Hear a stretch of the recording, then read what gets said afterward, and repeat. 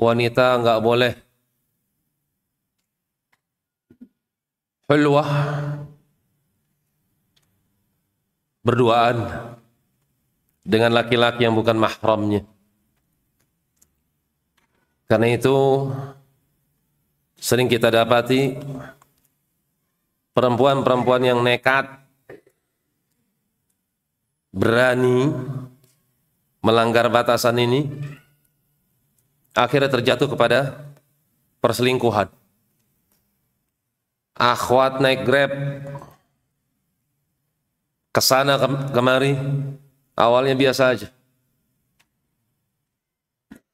Kalau ada yang mengatakan, Ustaz, Anda biasa aja naik Grab, Anda biasa aja naik ojek, nggak terikat padanya jalinan apapun, taib, berarti anti masih dijaga sama Allah Subhanahu wa ta'ala. Ambillah pelajaran dari musibah yang telah menimpa orang-orang selain anti. Jangan jadikan diri anti sebagai ibrah bagi orang lain. Ini buah daripada khulwah, duaan sama laki yang bukan mahramnya. Sekelas ustadz pun bisa. Sekelas ustadz pun bisa.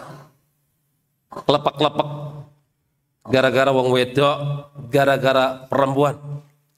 Antum tahu siapa pembunuh Ali bin Abi Thalib? Abdurrahman ibn Muljim.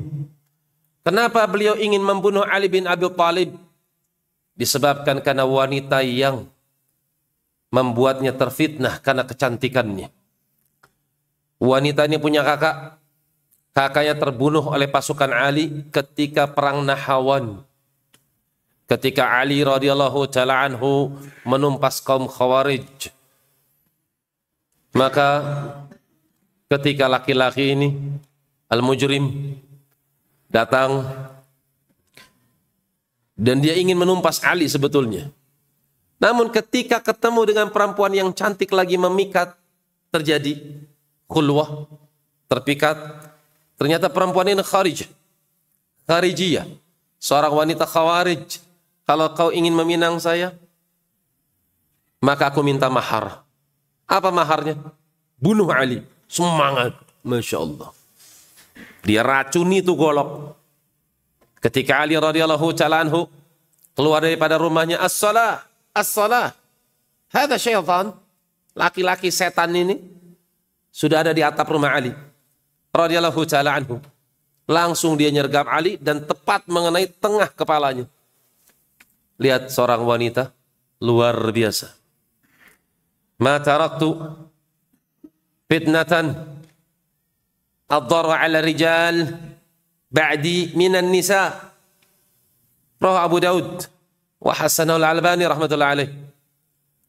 Aku enggak pernah meninggalkan satu fitnah yang amat berbahaya untuk kaum laki-laki sepeninggalan aku, minan nisa, daripada fitnah perempuan. Kan itu hai para akhwat, ya para ummahat yang aktif di luar rumah melalui HP-nya. Hendaknya antuna bertakwa pada Allah Subhanahu wa ta'ala. Berapa banyak laki-laki yang soleh terfitnah gara-gara antunna. Lihat profil antunna, lihat berbagai macam pose antunna. Ingin menampakkan kepada manusia, ini loh aku. Allahul musta'ad. Fantabihna ya akhwat, hati-hati hai para wanita. Saya ingatkan kembali, ambil ibrah dari orang-orang yang telah mendapatkan ujian dari Allah Subhanahu wa ta'ala.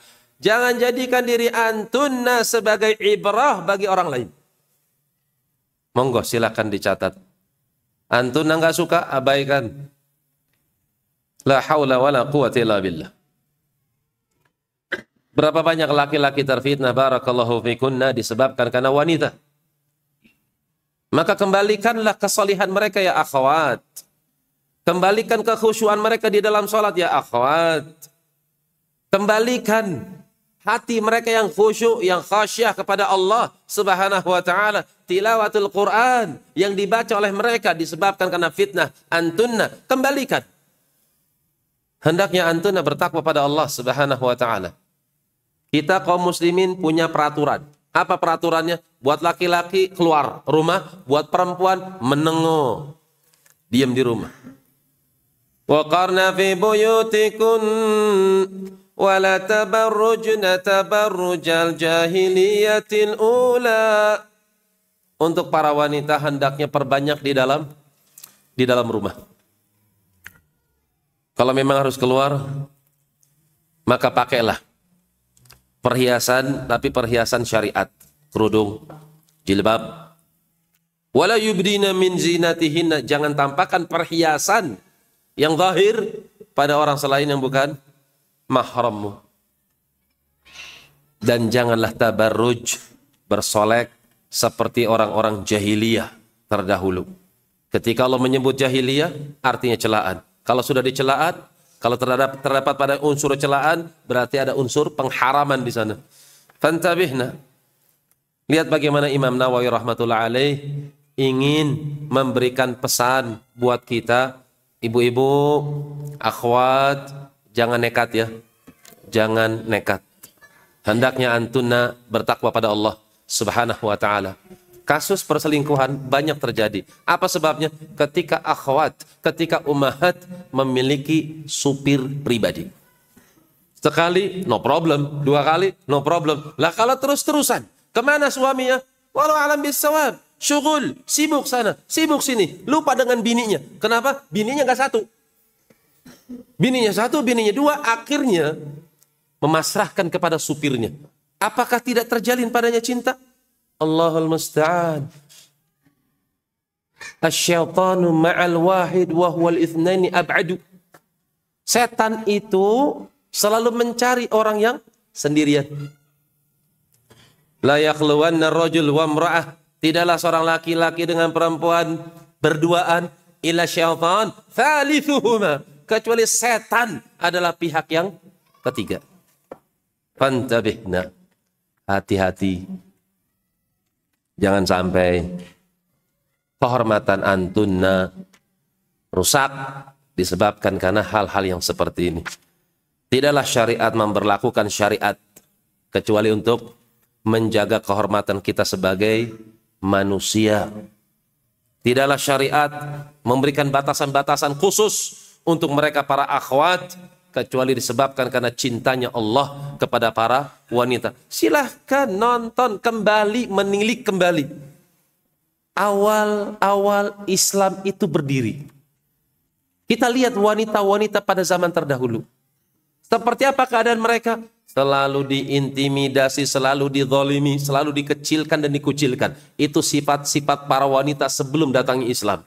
Terus apa yang diberikan oleh Islam? Memuliakan kaum mukminah. Mendapatkan hak untuk mendapatkan warisan. Mendapatkan hak untuk menentukan mahar. Mendapatkan hak sebagai seorang istri. Sebagaimana seorang suami ingin mendapatkan sesuatu daripada istrinya, maka istri pun diberikan hak oleh Allah untuk mendapatkan sesuatu yang diharapkan oleh para suaminya.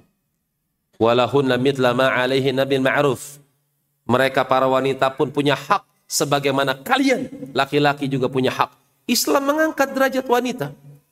Tapi disebabkan karena virus dari Eropa, dari Barat, dari Amerika masuk ke dalam tubuh kaum muslimin, akhirnya menuduh Islam, mendistributikan kita susah banget ngomong, mendistributkan. Pokoknya kayak gitu dah. Kasihan mereka para wanita, Allahul musta'an. Mereka menuduh kalau Islam itu menyempitkan ruang gerak para wanita.